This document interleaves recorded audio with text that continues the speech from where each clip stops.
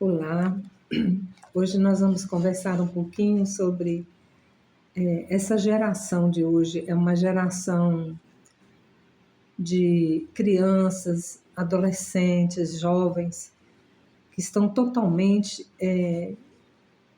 viciadas, né? Viciadas nas telas, na internet. E, e eu fico analisando assim, porque psicólogos, psicanalistas, terapeutas, a gente vem sempre falando sobre isso, né? O cuidado dos pais com os filhos, a vigilância, como que deve ser, porque assim, a gente pode pensar assim, se eu dou um celular muito cedo para o meu filho, eu tenho que arcar com as consequências.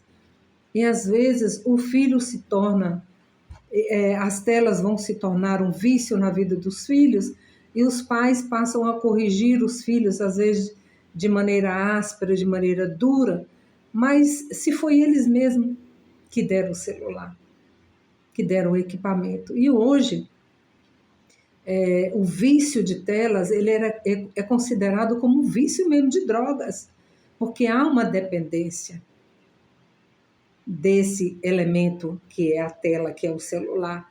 Então há um vício, e esse vício chega a ser considerado um ponto de droga mesmo, que vicia, porque é uma dopamina que você todo dia, que o jovem, que o adolescente, que a criança, ele quer todo dia ele quer mais e mais e mais, e ele não se satisfaz com um pouquinho só, vai aumentando a dose, não é mesmo? Então, assim, e é um vício muito difícil de se tirar. Né? Filhos são levados hoje para serem analisados por psicólogos, terapeutas, mas é algo muito difícil de se tratar, porque não é fácil você lidar com o vício, seja ele qual for, até um vício de comida, não é difícil a gente deixar, né? Um vício de drogas, né? As ilícitas.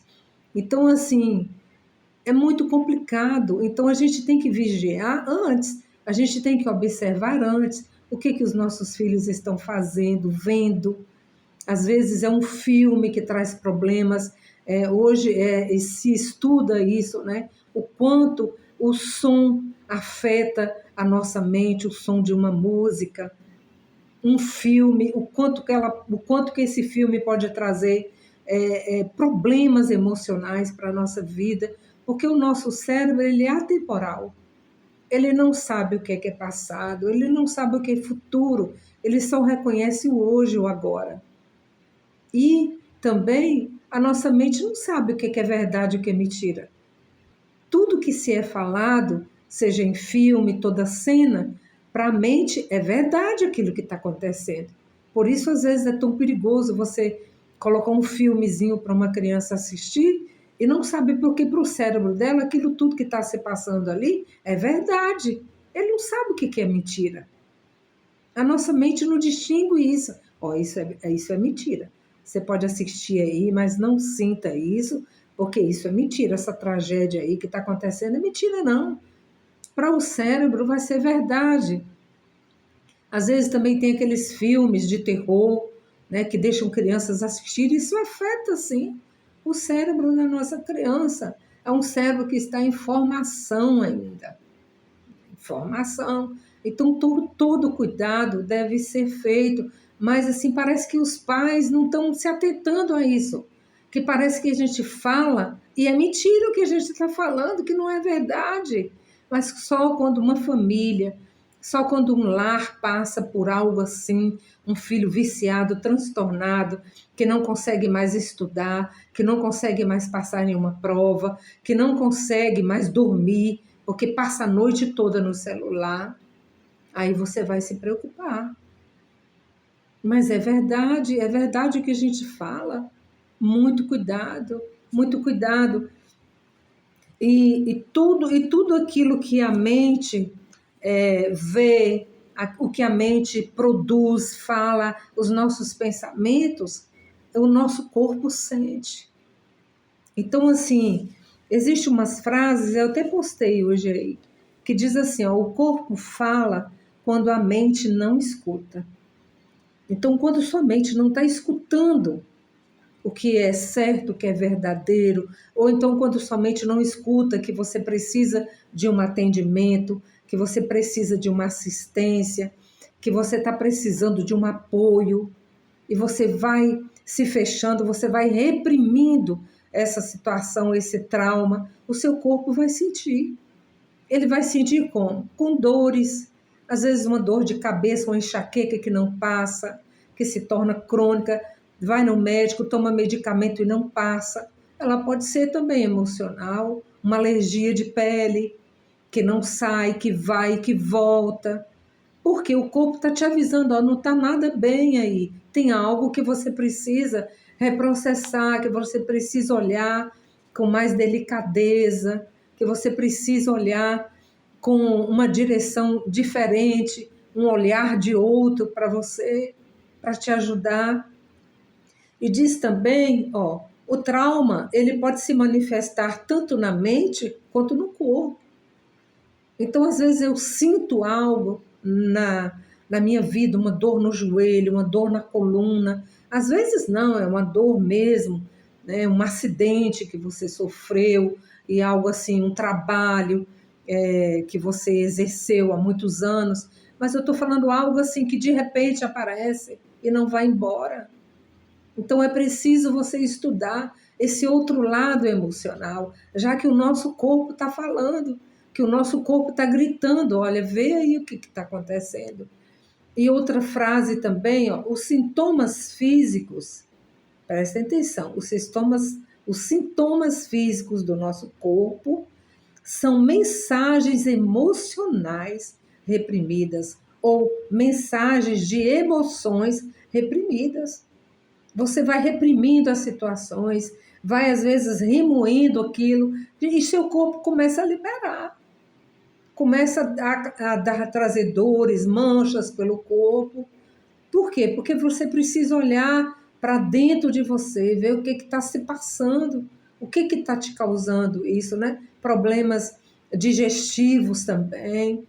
Então, assim, tudo envolve o emocional do corpo, porque a cabeça está ligada ao corpo. E tudo é uma junção. Se a cabeça não está bem, o corpo automaticamente não vai estar.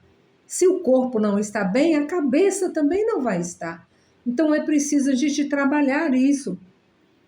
Outro texto, outra frase também, dita pelo Dr. Bessel, que diz assim: o trauma não está no evento, às vezes não está. Aconteceu um evento traumático, mas o trauma fica registrado no seu corpo, que ainda responde a ele. Ele não sai, é um trauma que não sai. Aconteceu um trauma lá na infância e você guardou, você congelou esse trauma e ele vem se manifestando através de dores, através de sinais no corpo, que você não sabe nem o que é. E às vezes é um trauma lá na infância, é um trauma na juventude, é um trauma na adolescência, que esse corpo começa a responder para você. Ó, tem que ver isso aí, você tem que analisar esta questão. Então nós precisamos estar mais vigilantes, que os pais fiquem atentos, ouçam o que os psicólogos, ouçam o que os médicos estão falando, os psiquiatras, ouçam o que os terapeutas estão falando, prestem atenção, não dê telas aos seus filhos, não deem, não deem, não deem. Evitem o máximo que vocês puderem, porque é complicado e eles precisam ter uma noção, eles precisam ter, como se diz, você precisa corrigir e falar que eles têm limites. Eles precisam ter limites. O horário é esse, 1 hora. Porque se nenhum adulto consegue. A gente às vezes entra aqui, começa a ver uma coisa engraçada, vai passando, é dopamina, você vai se enchendo, é uma alegria, e é gostoso, e vamos lá, vamos vendo uma foto, uma coisa, uma vida de uma pessoa, e daqui a pouco você ficou 3 horas. Se isso acontece com nós adultos, imagine com nossas crianças, com os nossos adolescentes e com os nossos jovens. Eles não estão mais conseguindo estudar, eles não estão mais conseguindo lidar com situações da vida. com os bullying, eles não estão conseguindo.